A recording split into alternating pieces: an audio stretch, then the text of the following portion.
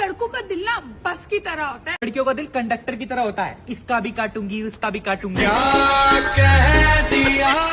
कुछ कहना है? हाँ बोलना।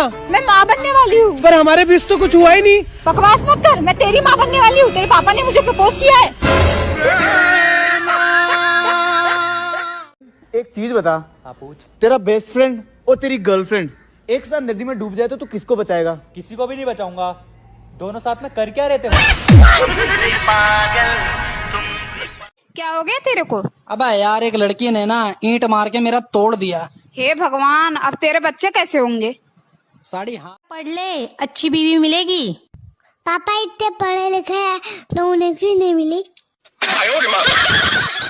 यार प्रेम, हाँ शादी क्या कर ली, जिंदगी झंड हो गई।